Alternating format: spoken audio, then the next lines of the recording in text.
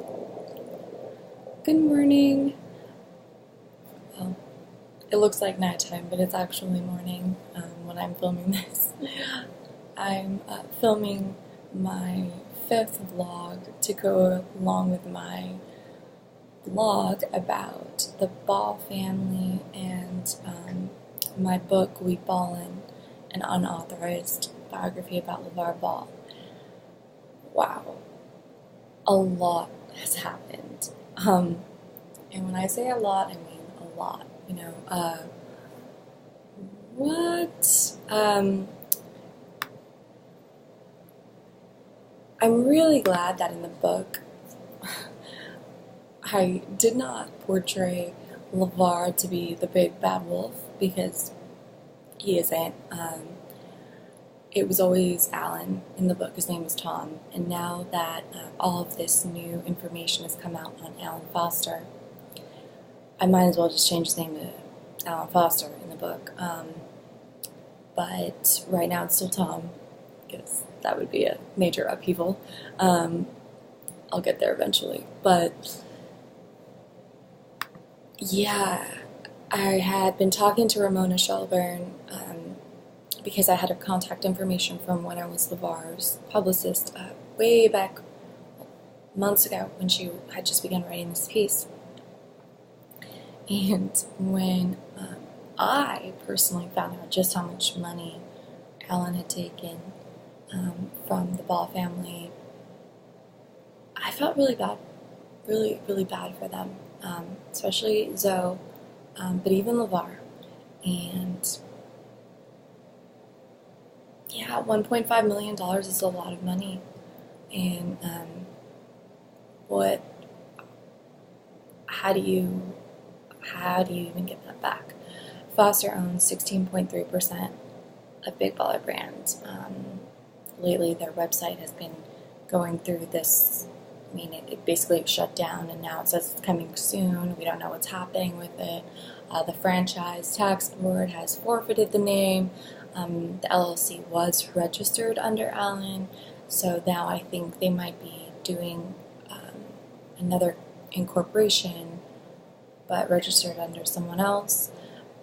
So, what exactly happened? I mean, a lot of this was news to me too, because obviously in recent months I was not close to the family.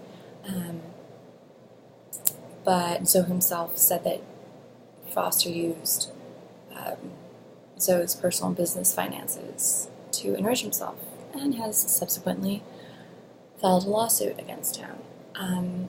As I explained in the book, LeVar and Alan were just incredibly close. Alan was LeVar's manager, and he was the one that kind of inceptioned LeVar with the idea of Big Baller Brand, and that all began, I'm assuming, from even day one when they met each other. Zoe and Foster's son were friends when they were in the 7th grade playing basketball together, and Alan convinced LeVar pretty quickly and easily to basically brand his sons, preventing Zoe,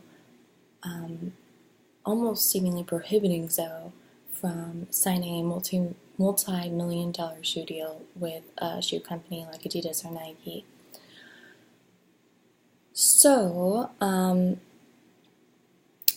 it had been growing, this concern. So it had concerns about Alan. Of course, it took months for LeVar to really come to terms with it. LeVar said that the situation, when he found out what was happening, was devastating. He said, and I quote, "I have always believed the best in people. Regretfully, I put my complete trust in Alan Foster to manage my son's business affairs. And at the end of the day, family comes first, and I support Zoe wholeheartedly.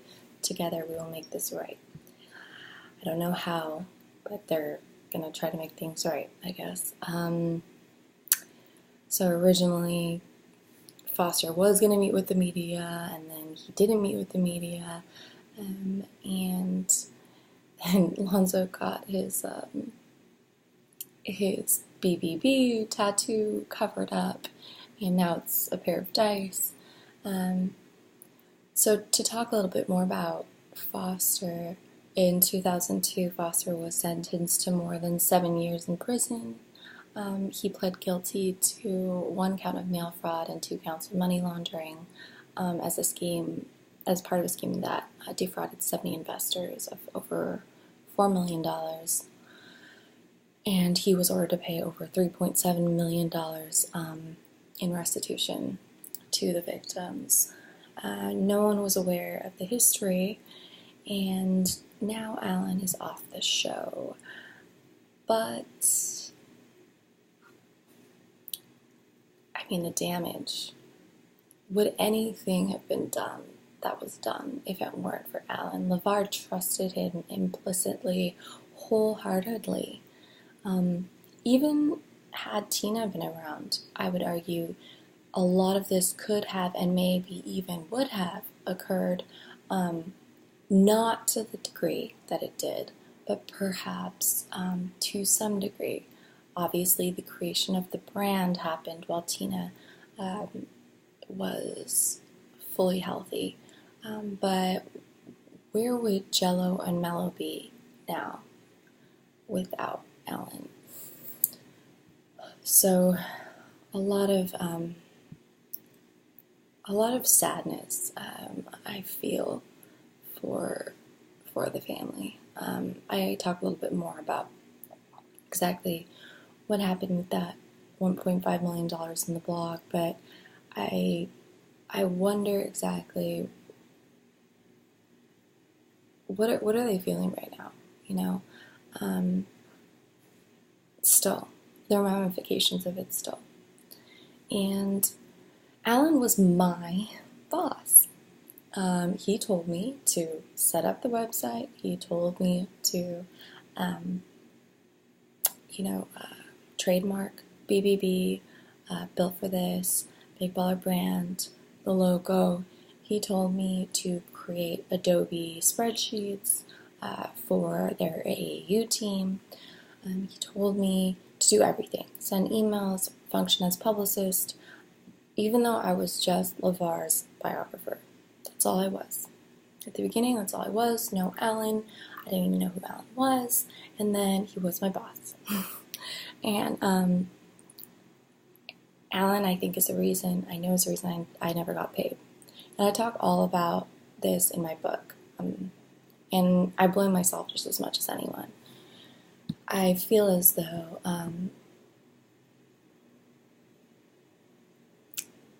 I am definitely responsible for seeing all of the red flags, for seeing how I felt around Alan and not trusting my intuition.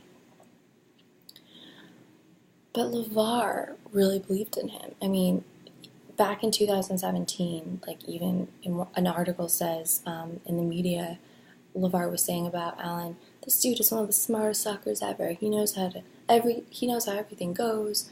We had shirts made that said Team Ball and Unbelievable, and he said, LeVar, your creativity is crazy. Let's create your brand. Your brand is bigger than anything. So he's gonna run away with your shit, man. And he said, I'll tell you what. You're going to put in all the work with your boys. I'll come back and I'll run the agency. Whatever you need me to do, I'll do. Let me do it, though. And he did. And he took a lot of their money. And he met them right after he got out of prison. I mean, he was in it, you know. He was in it to win it, you know. As LeVar would say, he was going to go the distance, and that's what he did. But this $1.5 million is in cash, and how do you trace that? How do you get that back? I don't.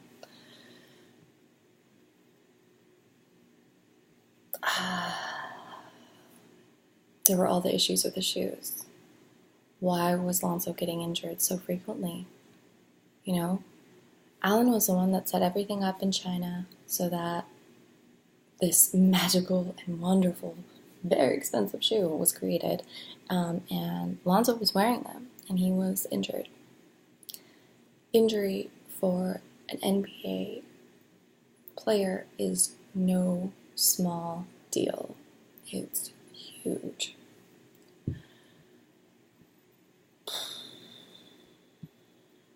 It's just all the complaints about the business, the Federal Trade Commission reports on that. I mean, I just wish things.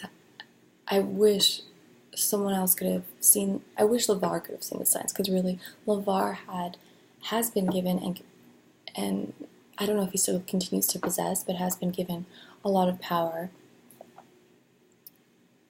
in those decisions for Big Baller Brand.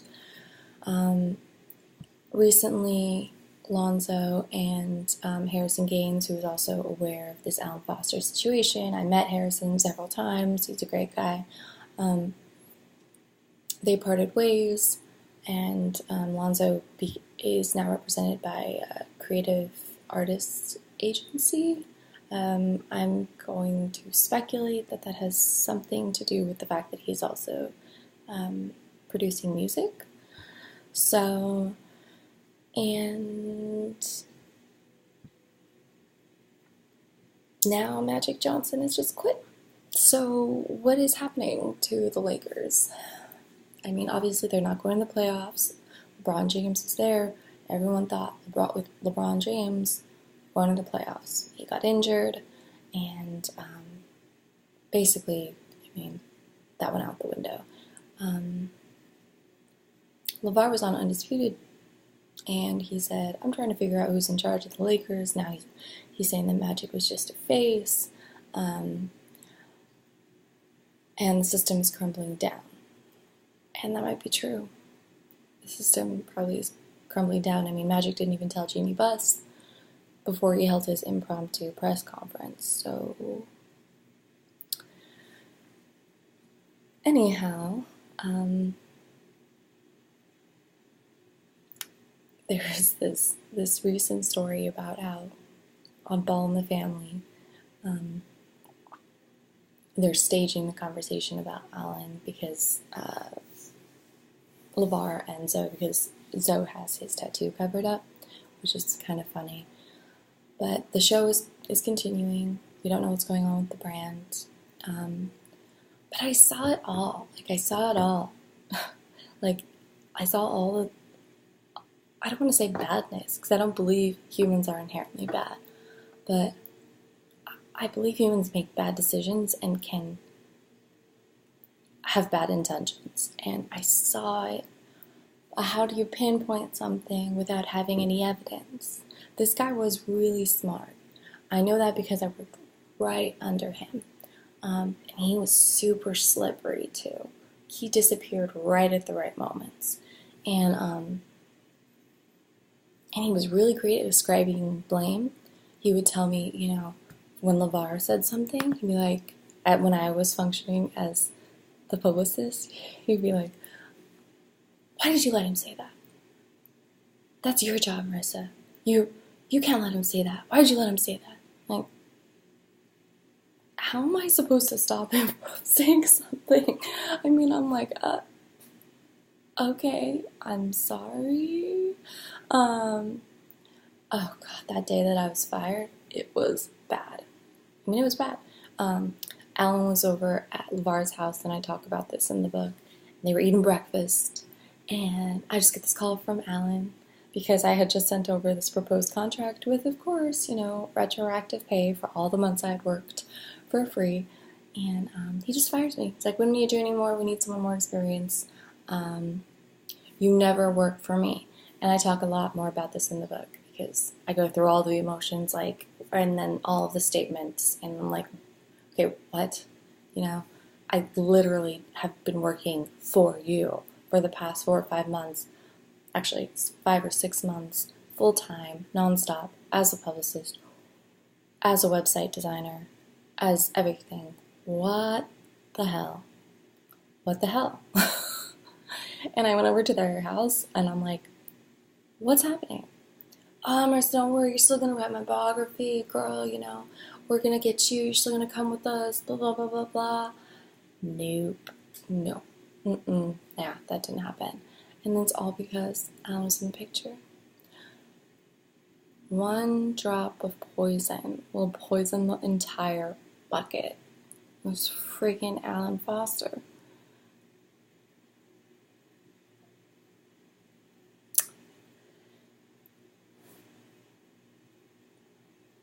What are you gonna do? I still have some emotions about this. I can't just make them go away. I can't just banish them. I mean, Alan prohibited me from seeing Tina after I was let go. And I still think about her a lot. It makes me really sad. So, anyway, good morning, 4 a.m. I hope you all have a good day or are having a good day. And that is what's ballin'.